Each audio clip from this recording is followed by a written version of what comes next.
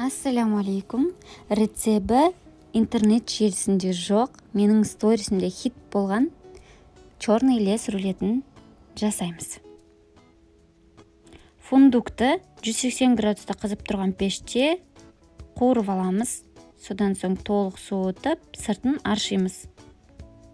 Блендерде ұсақтап аламыз.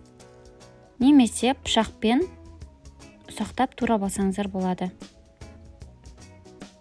Мінекей осындай ұсақтықта болу керек, бұдан ұсақ қылмаңыздар. Жұмыртқаның ағына шым-шым тұз қосып, миксермен баяу жылдамдықта 2 минут шамасында араластырамыз. Мінекей орташа жылдамдықта араластырғаннан кейін осындай пенка болады. Содан соң барып қантты қосамыз. Қантты 5 бөліп қосамыз. Әр қосқан сайын 30 секунд өтуі керек. Жылдамдығын көбейтіп, 2 минут шамасында араластырамыз. Қантымыз толық еру керек. Саусақпен тексеріп көрсеңіздер болады. Және осындай плотный масса болады. Қант ұнтақ пен какао ұнтағын електен өткізіп қосамыз міндетті түрде. Одан кейін ұсақтаған жаңғақты қосамыз да жайып, астан үстіге қарай араластырамыз.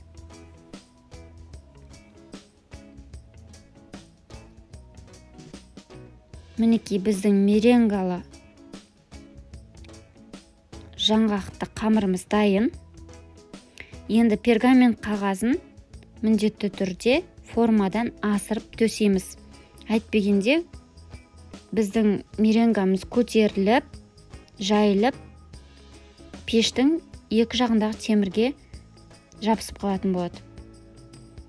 Міне палетканың көмегімен тегістейміз. Содан соң 165 градуста қызып тұрған пеште шамамен 30-35 минут пісіріп аламыз. Піскен піспегенін осылайша саусақтың көмегімен тексереміз. Үстін басқан кезде сынатын болады. Толық суығаннан кейін осылайша аударып аламыз. Содан соң пергамент қағазын ақырын алып тастаймыз. Салмасын дайындаймыз. Қатырылған шиені 1 минут шамасында араластыра отыра ертеміз. Содан соң қантқа жүгері крахмалын қосып, араластырып, осы массамызға қосып, венчикпен 1-2 минут шамасында қайнатып араластырамыз. Қасықпен араластырып жүрмеңіздер, тек қана венчик керек крахмалмен жұмыс жасағанда. Енді салмасын суытамыз, оған дейін кремін дайындаймыз. Маскарпонеға қант ұнтақпен сүзбелі ірімшікті, яғни творожный сырды қосып, біркелкі болғанша араластырамыз. Кремге қолданатын заттарымыз әрдайым 6-7 сағат тоңазытқышта тұруы керек. Содан соң 33-35% кілегейді қосамыз. Біркелкі қою крем шыққанша араластырамыз. Қоюланғаннан кейін ары қарай араластырудың қажет жоқ, әйтпегенде біздің креміміз іріп кететін болады. Міне креміміз дайын. Енді ортасына барлығын салып жағамыз. Кішкене декорға алып қалсаңыздар болады, бірақ бұл рулетке шын керек декор кремді керек емес. Өзде әдемі көрінеді. Үстіңгі жағынан кішкене орын қалдырамыз. Ары қарай тақап тұрып жақпаймыз. Себебі ол астыңғы бөлігі болады бізде. Толық суыған, салқындаған салмамызды осылай әр жағына жағып шығамыз.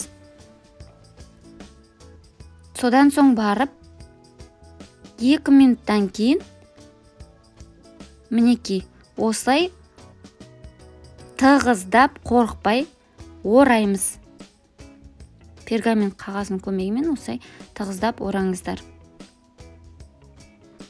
Міне орын қалдырған жеріміз астыңғы бөлігіне кетеді. Толық сіңгеннен кейін барып 2-ге бөліңіздер. Мен сіңбей жатып кесіп қойдым, сол үшін сынды. 8-9 сағатқа тоңазытқышқа қойып қоямыз. Сонда толық сіңіп, өте нәзік, ауызда еритіндей болады.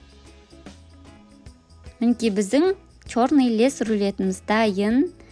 Міндетті түрде жасап көріңіздер, сіздерге ұнайды деген сенімдемін. Сіздермен болған Балжан Қанафина. Лүпіл басып пікір қалдыруды ұмытпаңыздар.